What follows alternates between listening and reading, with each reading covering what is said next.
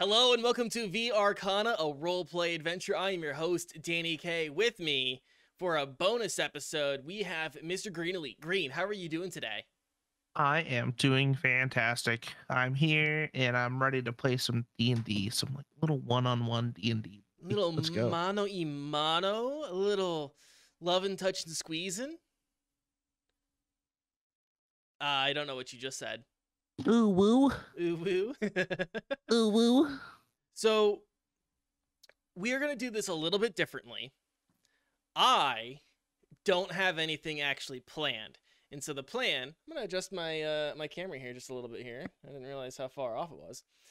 My plan is that all of your quests today, or the quest that you will be doing today, is going to come from this book that was so graciously gifted to me by my lovely and beautiful fiance.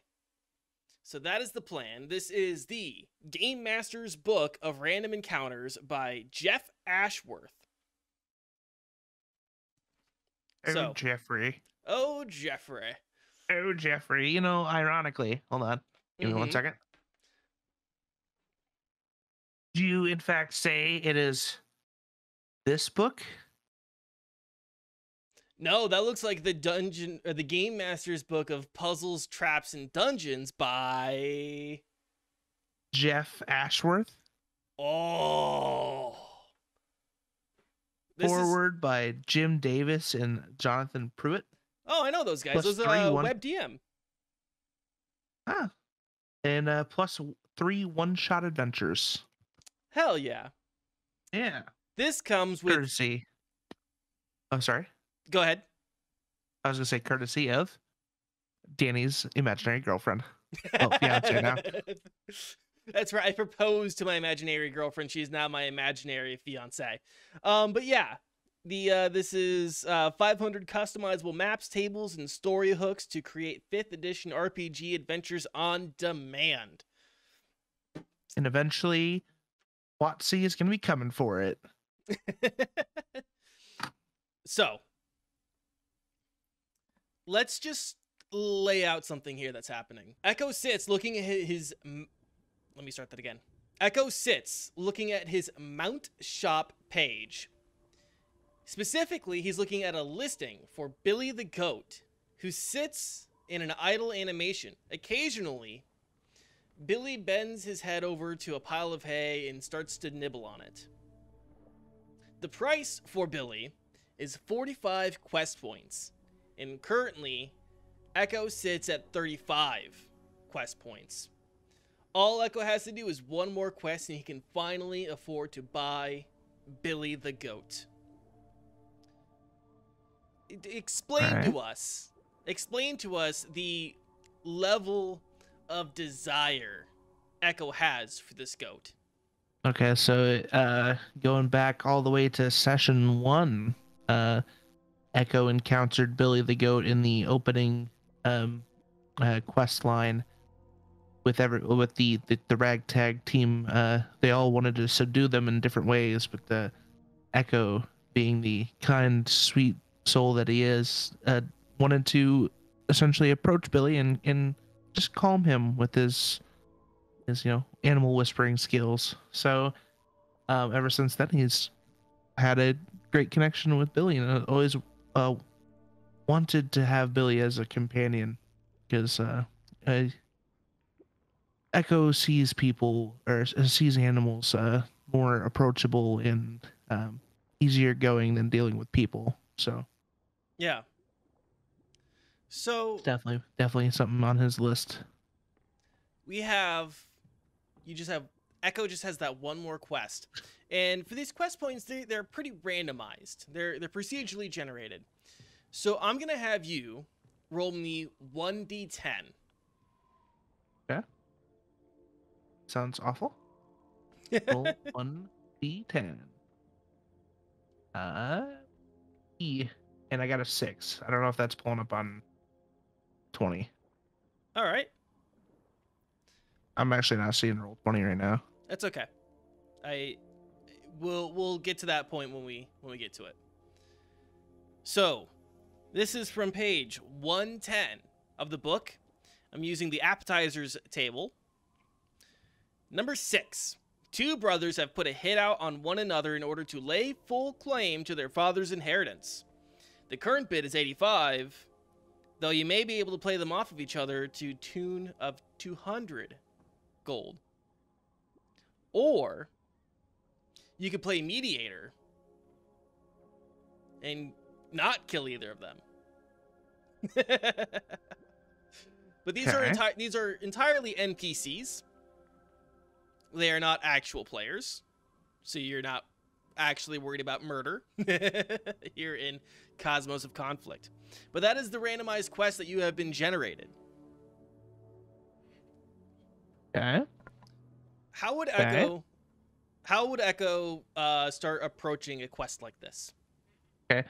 Well, Echo's not really one to like want to just murder people. He is playing a healer in the game in VR, or not VRCana, Conquest of Cosmos of Conflict. Cosmos of Conflict. Sorry, almost infringed on a Marvel property, but you know, Cosmos of Conflict. So yeah, he's definitely not one to just murder people. So I'm assuming we're gonna go for trying to mediate the situation. Okay. And that's Echo's goal. Moving to do that. Okay. So, with that, the quest marker appears on your screen, or like in your journal. And there's 2 quest markers. One on the north side of Goldleaf, and the other on the east side of Goldleaf. Which would you like to go to first? I'd say they're about equal distance. Do I know, like, is there something that pops up that's showing, like, what each is? Or is it just a random? Yep, just random. Okay. I guess we go west. In the wrong direction? Wait, I thought you said west or east. One in the north and then one in the east. Oh, okay. Sorry. I'm so sorry. It's been a long day. Damn. Okay, I guess we'll go north because that just sounds right. Okay. So, you start heading north, all on your lonesome, throughout the city of Goldleaf. You know, you notice other players just kind of mulling about, hanging about.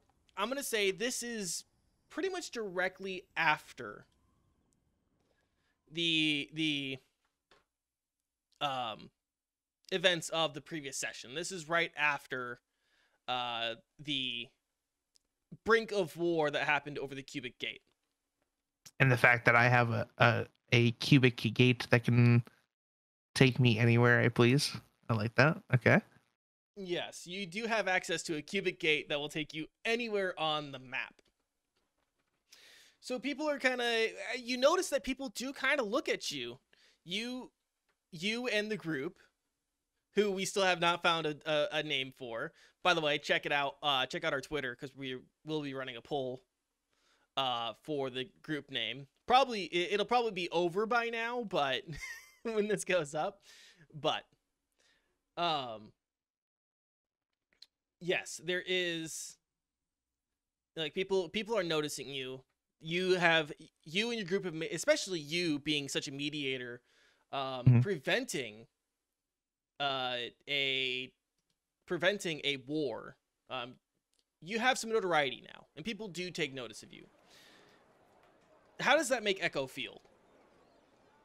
I mean, he's not like overly stressed about it. He tries to avoid people, essentially, like throughout his way. So like, if anyone like starts approaching him, he kind of like scurries away. Like, his social battery is pretty low. So. Okay. So, like I said, we're going to do a lot of randomization here. And I need you to roll me 1d10. 1d10 again. All right. Roll. And it is going to be a 1. Okay. And then roll me 1d6. All right. 6. 2. 2. He's 2. Following the quest marker, you find yourself outside of a blacksmith shop. And you hear just the workings on the inside of hammers on anvil. Steam is billowing out from the top, and like a forge is roaring. And the marker takes you inside, and inside stands a dwarf man with the marker like above his head, you know, kind of like in like Skyrim or something like that, where, you know, it would just be like an arrow on top of his head. You see the arrow is like right on top of this dwarf. He's a short, stout dwarf, big, burly black beard, and he is just wailing away on armor. What do you do? Huh? I'm gonna go ahead and just approach him, because he's my quest marker. So, excuse me. Excuse me. What is it? You got the marker. The marker? Ah. You must be talking about the quest, the bounty I put out on my brother. Yeah, yeah, I'm here for that. He thinks he's entitled to the whole shop. Well, there's 2 of them for a reason. And I want both of the shops. Well, why would you want both of the shops if you can only be at one at a time? He doesn't know how to manage the shops. He just lets idiots run his forge. His steel is brittle and it ruins our father's good name. Our steel is strong and sharp and doesn't break. Anything that has come out of his shop since he's taken over has just been brittle and has cost me business. It would be much better if I had both shops. Damned be my father. Always giving that blasted fool whatever he wants.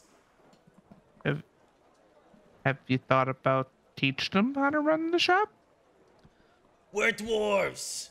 He should already know how to do it. Well, I mean, people don't learn at the same pace. I mean, just because you're good at something doesn't necessarily mean, you know, another dwarf knows exactly how to do it that way. That sounds kind of racist. I'm not gonna lie.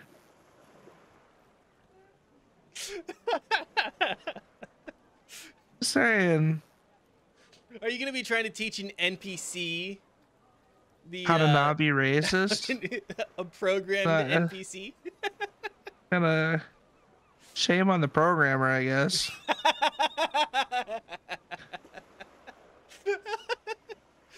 It's funny because I kind of, it kind of reflects on me now, doesn't it? It kind of, you made the story. I mean, I'm just, winging it here. So. Okay. All right. So you're trying to convince this NPC here to not try to take a hit out on his brother. Exactly. Okay. Let's go on ahead and do a persuasion check. Cool. What is my persuasion?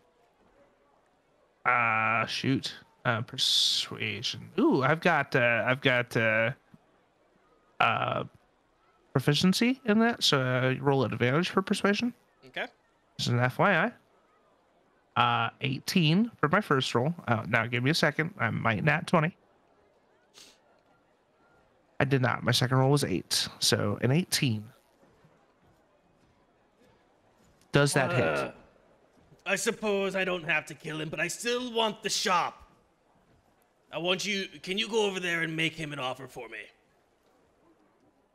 Like what kind of offer? Like, are you? So let me clarify here. There's 2 shops, one here and one over there. Aye, our father franchised out the business. Oh, okay. So if your father had the franchise, like the name, right?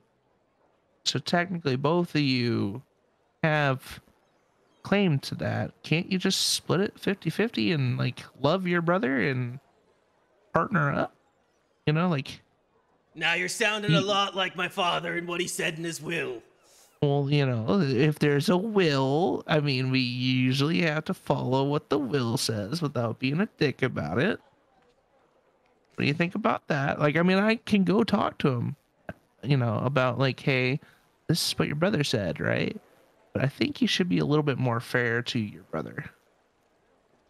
You know? The blessed fool has had long enough to make better steel. Tell him I would like to buy out his shop, and he can go and start a business elsewhere without the family name. But what if he wants to keep the family? Then he can do it not here in Goldleaf. Oh, okay. I'll just go ahead and head over to him then. Okay. Going ahead real quick and roll me another d6. Another d6, sir. Oh, memento. Roll. And that is another 2. Another 2? Another 2. Okay. So yeah, you kind of go through, again, very similar, like the whole day, you know, people just kind of, they look at you, they whisper, and like, that's Echo. Like, he's got the cubic gate. You know, stuff like that. And it takes you to the quest marker takes you all the way into the east side of town, where there is another blacksmith shop. Oh, boy. This one's a little bit smaller. And you can see it's a little more dirty, not as well kept. And the stuff inside, some of it's a little rusty and maybe not as high quality. Some of the swords and axes and stuff might have like chips in them. Some of the chain mail looks a little looser than at the other shop. And an almost identical dwarf sits at a forge, hammering away. Okay, go ahead and approach him. What can I do you for? I'm here from your brother. He has an offer that I think you should consider. Is he complaining about my workmanship again?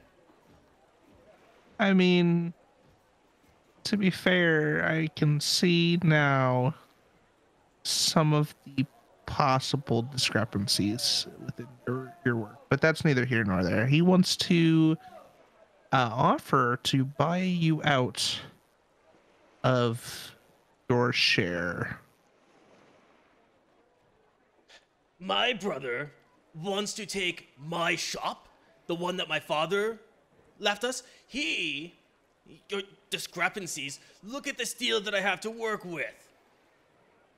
He's taken all of the good ore from all the good merchants. I'm stuck with scraps and wrought iron. Okay, have you thought about possibly going into a different profession, or maybe talking to your brother about splitting this into the correct proportions without, like, you know, immediately going to, you know, try to kill each other? Killing each other? Did he take a hit out on me? I'm pretty sure you took a hit out on him too. I mean, so apples, oranges.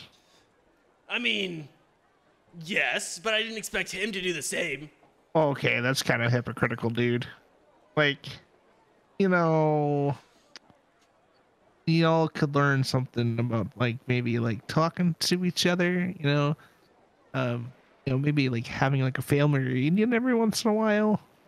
And just food for thought, tip for tat, Have a like cookout. like maybe like hug each other every once in a while. Call each other. uh, Like, hey homie, what's up? Oh, uh, maybe, just maybe yeah, not. like We don't have to go to such an extreme. like maybe not like right off the rip, be like, I'm gonna put a hit out on you. Like you kind of fucked, like I don't just like have a disagreement with my brother and then like cut his brake lines, like You sure? Man, that's how me and my siblings operate. Just right off the rip. like gone out of here. Take this trip on this winding mountainous road, would you? I left my wallet at the store. Please go pick it up. Yeah. Here, have a sip of tea. Don't mind that it tastes like almonds. Definitely not rat poison. Arsenic. What? Um. It's not microdosing you with the poison so it doesn't show up on the toxicology report. Okay, so where were we at here? Telling him not to be a dick. Telling him not to be a dick. Or a hypocritical dick, mind you. Okay. Well, what can we do? He's got an offer. How much is he willing to offer? Hand him like the envelope because I don't remember if we actually said anything about price. This is such an insult. I tell you what. Tell my brother I am willing to meet him and we can mediate this out. Okay. We can do that. Or, like, if you wanted to, like, take the offer, like right now, I could, like, scoot you off somewhere because I have this cube that will take me anywhere. And we could, like, go and set you up at a new place if you want. And then you might have an opportunity to get better or, at, like, sunrise or something, and it'd be a safe travel there. We'd be there lickety split, like 30 seconds. So, I just want to point out that, again, these are NPCs. Oh, fuck. Oh, fuck. I can't relocate an NPC? Can't relocate Are they an that NPC. dumb? Yes. Kind of whack. Okay. Yep. All right.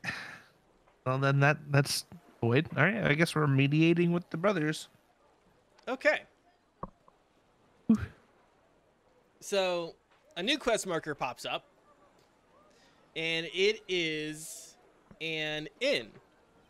But we need to create the inn. So let's roll some more dice. Let me get the tables up. Woo. Roll me 2D100s. 2D100s. Okay. Golly. I rolled a D20 like in preemptive, but okay. So first one is going to be 57. Okay. And then the second one is going to be 73. It's going to be ridiculous, isn't it? You know how funny it would be if it was the Rusty Fork? So you make your way across town into the, what would be considered the more rich district. The district where business people would probably live, merchants and blacksmiths, and the more successful NPCs in town. And you approach a bar, a tavern, by the name The Feisty Minstrel. And it is a it's a medium-sized tavern, but it's more ritzy. It's more exclusive looking. And of course, you being a player, you can get in because that's just the way games work, right? Hmm. But inside, the quest indicator points you to a single table where two identical looking dwarves with big black beards sit, Okay. drinking silently.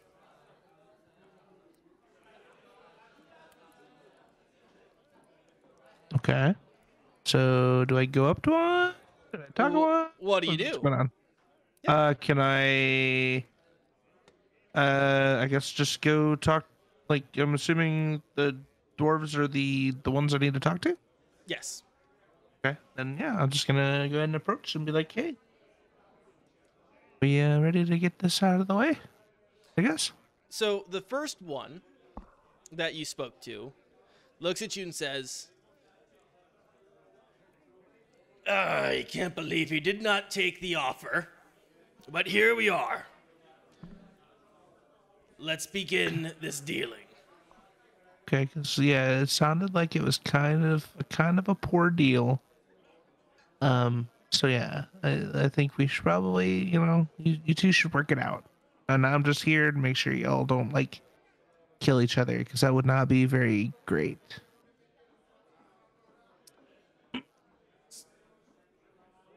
So he looks at his brother and kind of in some canned language, he goes,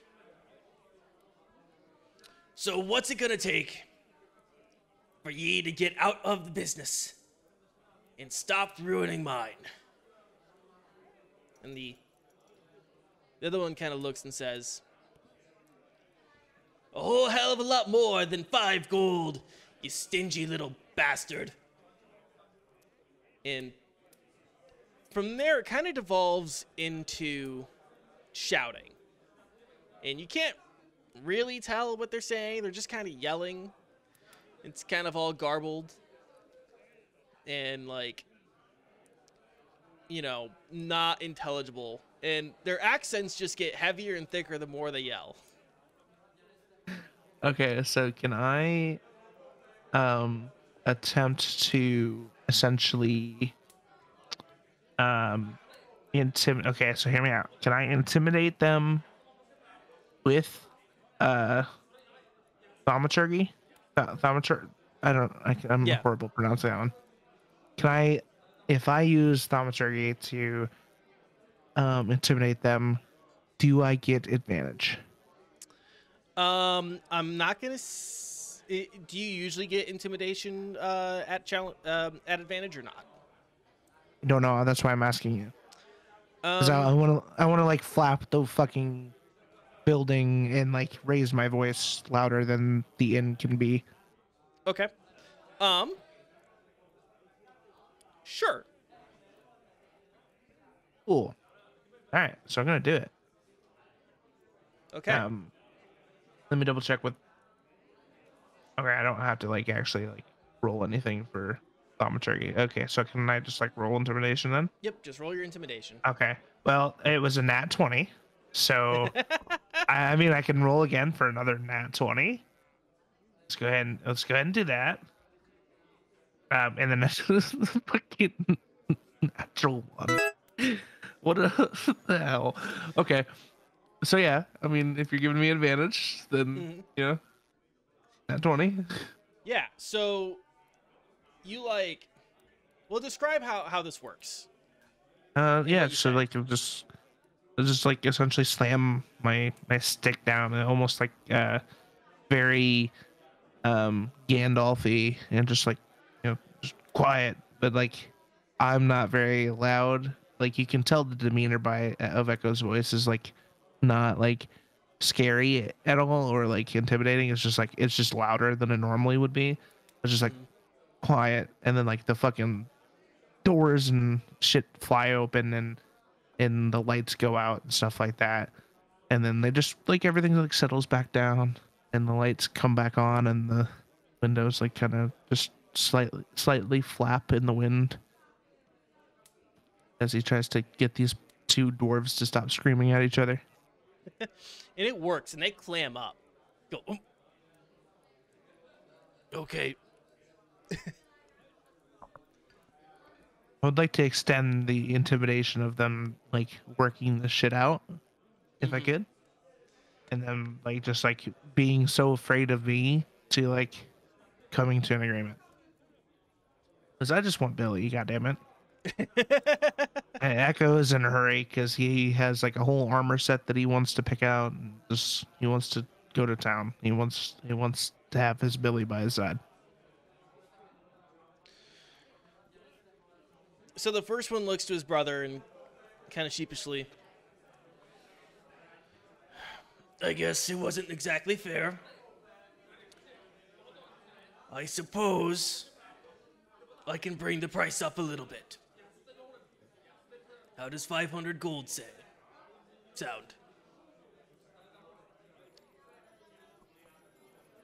And his brother kind of looks at you, like he shifts his eyes and then like looks back at his brother and then looks at you again.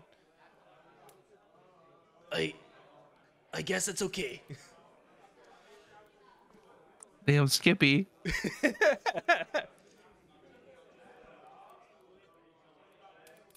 The first one, again, kind of sheepishly, again, looks at you, looks at his brother, looks at you again, looks at his brother, and I'm sorry I tried to kill you. And then Echo just like looks at the other one, just like, say it back. I'm sorry I tried to kill you too. Now hug. They get up from their tables. They get up from the table, but kind of like in the way that like you and your siblings would hug when you like get in trouble as kids. They kind of like they just kind of do like a quick little wrap around their arms and then done. Now say it. Say it. Say it. I love Say you. I love you. Yeah. You. Yeah. I love you too. Damn it. Now you two better write each other and talk this out and reconnect. You rekindle your family friendship. All right? Or else I'm going to come back and I'm going to make you two wear the same shirt. It's going to be two people in one shirt. Okay? You know, since they're dwarves, though, all you would need is to get like the shirt of a human or an orc. Yeah, really easy. Just like the half orc next to, like on the end of the fucking the bar. I can just like, hey, can I borrow your shirt real quick? You know? Easy peasy. Nothing like slide him a gold. He'll give me a shirt. You know, everything's worth 5 gold in this game, anyways. You know. So. Except for Billy. Billy is 45 quest points. Quest points. Yes. Yeah. But I'm assuming the armor is we're gonna go shopping. We're gonna go shopping. Is 5 gold. We'll see. But right now, you hear like the quest noise, and you check your quest point balance, and you see it has increased from 35 to 45. What does Echo do? He's like immediately gonna open up the shop, and he doesn't even care that he's in the end. He's gonna immediately open up the shop and then click the purchase, and just jamming it like, come on. And in that moment, from the doorway, you hear the door like slam open, boom, right? And the sunlight is blinding, right? It like opens up, and you see the silhouette of a giant goat with 2 big curly horns, and he like stamps his foot, and you hear just this massive, like, what it go? Did they baa? Yeah, I think so. He bleeds. Bleeds. It's bleeding, isn't it? Yeah, it's bleeding. Yeah. Or I mean, unless it's the YouTube goats, then it's the fainting goats. Future Danny, make sure that you put a like cut in that video real quick. All I'm thinking about when we were talking about the goats or the goat during our first session was Thor: Love and Thunder just came out. Yeah. And they have two giant screaming antlered goats. Yeah. And that's like all I can like picture as Billy now. It's just like one of those screaming goats. As a quick aside, do you know like the myth of Thor's goats? They're technically, I'm pretty sure they're technically Odin's goats, and they ride the Bifrost. Well, there's also the part that Thor can eat from them and they'll just regenerate their flesh. Okay, that's pretty fucking wild. I do have a Norse mythology book that I've been like sitting on, but I'm sure that's in there somewhere. Yeah. So with the arrival of Billy the goat, what do you do? And just Echo just immediately runs to him, like, ah, like and like grabs his horns and like puts his forehead against his forehead, like, I miss you so much, buddy. Doing. Is the programs like keeping you all right, dude? As far as you can tell, he is healthy. Does he have like a personality? I would say he is a pretty defiant creature. Stubborn, proud, and there's not going to be a lot. If he wants something, there's not going to be a lot that really stops him from getting it. So, you know, a tin can that somebody's using, he might bowl through a few people just to get that tin can, you know? He's definitely got the Bosco the Bear vibes, you know? Like from Avatar. Yeah, I'm here for it. Here for it. Just a regular bear. Just a regular bear. And that's the thing. Like Bosco is the only animal like that's just one singular animal. Yep. In other than dragons, but dragons are not, you know, real. So, with this quest out of the way, and Billy the goat purchased, you have a little extra time. What would you like to do with this extra time today? I would like to go to a specialty blacksmith, the gnome that we just talked to, and at his fine establishment, because we are going to use the gold that we have to purchase some armor. The gnome? I'm sorry, the dwarf. I'm sorry. Okay. No, you're good. You just confused me for a second. I'm like, I confused myself too. Okay. I knew we were talking about dwarves, but then for some reason my mind's like gnome. Gnomey. Gnome. Norman. Good Norman. Okay. So you are now back at the blacksmith. What is the armor that you're looking to purchase?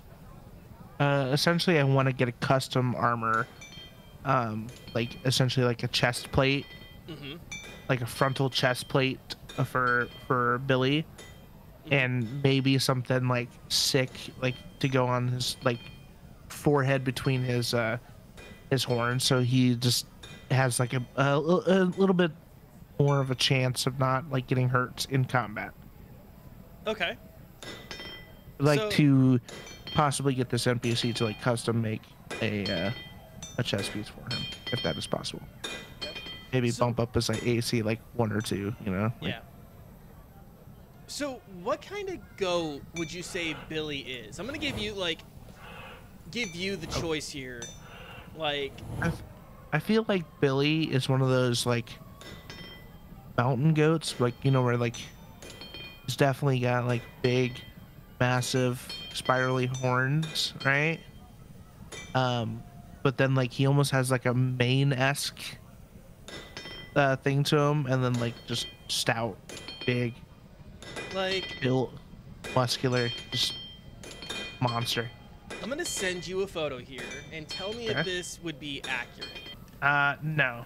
I'm thinking of like a I'm thinking of like the white spirally. Okay, hold on. I'm thinking like the Thor Love and Thunder goats. Okay. So yeah, I'm caught behind those eyes. So the dwarf like goes up. He starts measuring Billy's horns, and is like, doing this. But right, Billy is a giant goat. You motherfucker's like 6 feet tall. Yeah, right. At the fucking shoulders, like. So Thing's he's huge. so the dwarf is having to like get up like on a stool and like measure, and like he's like jumping a little bit. He's like ah, and eventually after all these animations play out, a menu is opened up on your side. Yeah. So a menu is opened up on in your screen. Okay. How much gold do you have right now? 94. I have 94 gold. Okay, so let's start with the armor, like the full body armor on Billy. So you have 3 options. You have the light armor, which is going to cost, say it. 5 gold. Yes. And that's going to give Billy +1 AC and +2 dexterity. Then you have the medium armor. That's going to cost 20 gold. That's going to give you +2 AC on Billy. And then you have the heavy armor. And that's going to be 40 gold, and that gives you +3 AC to Billy, but -10 speed. To speed now, 40 feet. Okay. Yep. What was the medium again? I'm sorry. +2 to his AC. Okay, +2 to his AC, and then just +2 to his AC? Just +2 to his AC. Okay. Because I feel like there's a way I could get this worked into something better with the help of our good friend Oliver. Oliver. Mm-hmm. Oliver. So like, I think we should go with the. Yeah. So would like the speed like affect like us traveling like just randomly with the heavy armor? Just combat. Just during combat. I still. Okay. Let's just go ahead and do the medium for 20. Okay. So, yeah. So the difference between the light and the medium armor is like the light armor is all like extra padding, right, and like some leather strips and stuff like that. Medium armor actually starts to throw on some like chainmail, and it's like there's like the base pad, and then on top of that would be like some chainmail, and then on top of that would be just some leather. But like, what kind of colors would you have the leather be? So Echo doesn't care much. Usually tends to do like the default, but he does, however, usually tend to like towards what he thinks his roommate would like. Mm-hmm. So it more than likely would be like, essentially like purples and pinks and essentially rainbows, because he picked his whole outfit based on like, instead of stats and stuff like that, he picked the stuff because he thought Vanessa, his roommate, would like it. So right now he looks like a magical girl, and that's okay because he doesn't really care. So yeah, he'd probably just like scroll to like the almost like a lavender purple for Billy. Next is the helmet. Now you have a light helmet for, want to take a guess? 5 gold. Okay. That gives you, and this is going to affect the ram attack. It's going to give you +5 to hit, and the damage would be 2d4 +5, right? So you get an extra 2 damage. Every Guaranteed. Guaranteed, yeah. Yes. Next would be the medium helmet for 20 gold. It's going to be another +5 to hit with 4d4 +3 damage. So 4d4 instead of 2d4. 2d4 plus 5. It'd be 4d4 plus 3. Yep. Okay. And then you have the heavy helmet, which would be 40 gold, +5 to hit, 4d4 +5. Okay. We're going to go ahead and do the heavy for sure. So, you're spending a total of 45 gold on Billy's armor, right? Yes. Sounds right. Okay. And I will get you an updated stat block. Sweet.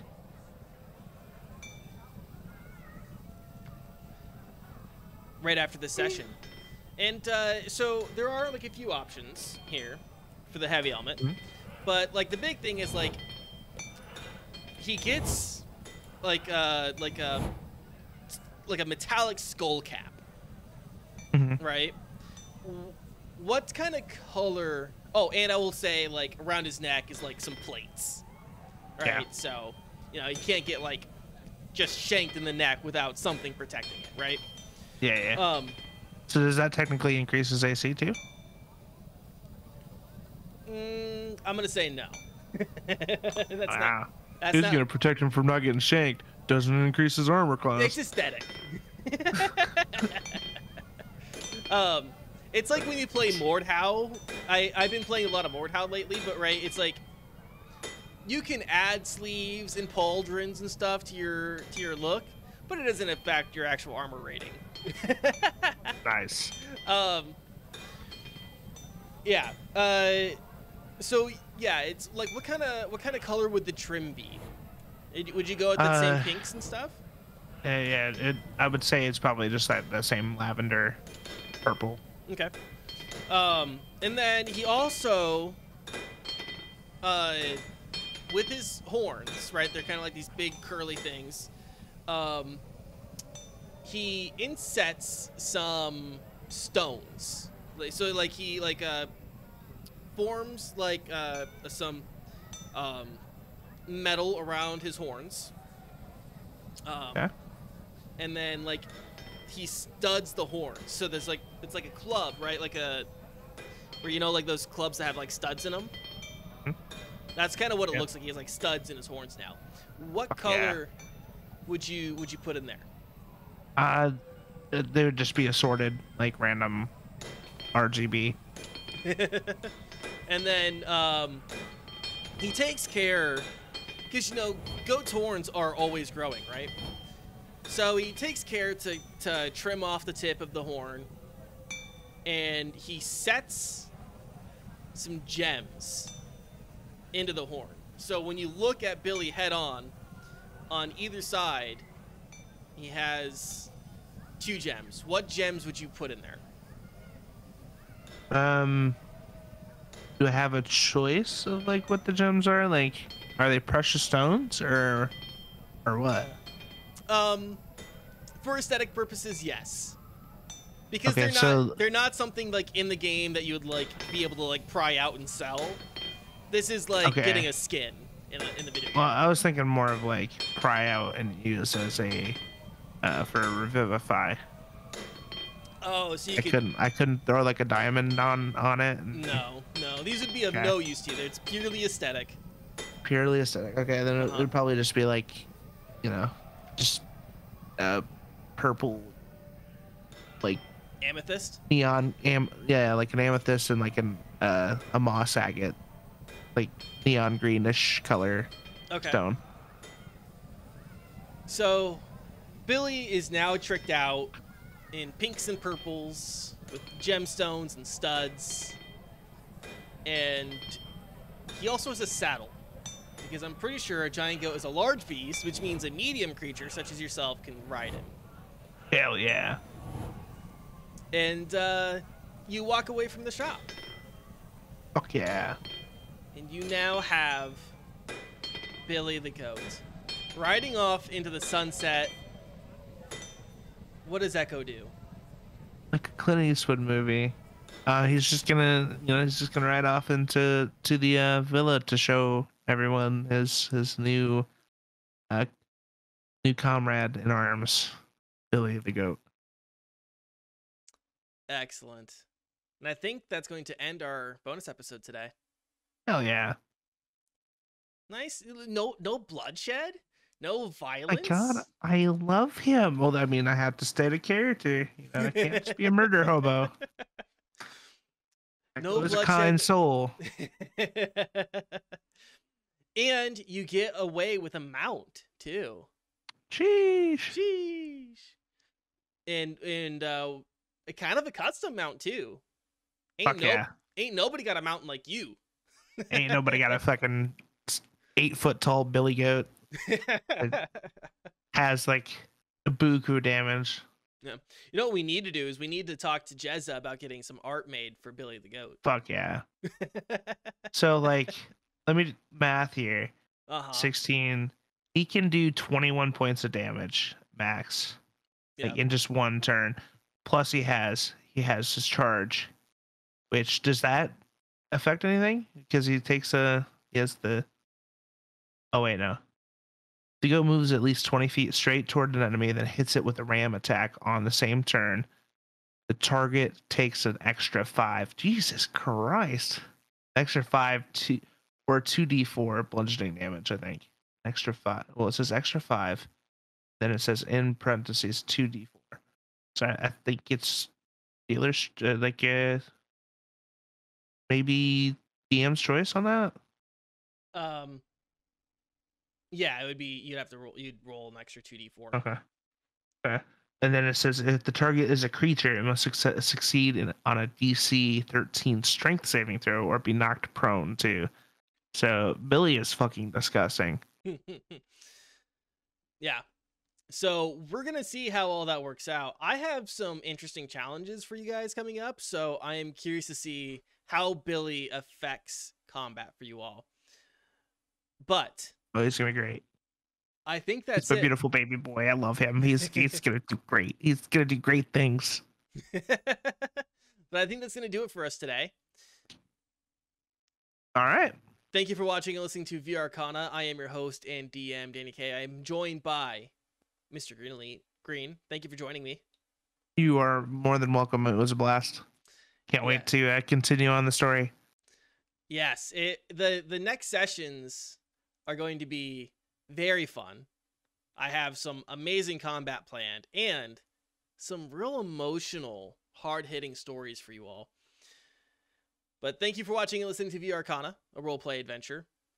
You can check us out on Twitter. Check us out at Next to Nothing PC. That's where we do all of our Twitter polls for deciding stuff that happens in the games and how you all can get involved with us. Our character art is done by the lovely and talented Jezza Rose. All other art that was shown today will be linked or credited in the description. Our sounds are from Zapsplat and SyrinScapes. And until next time, stay safe, stay healthy, and keep fighting the good fights. We'll see you in the next one. Goodbye. Love you.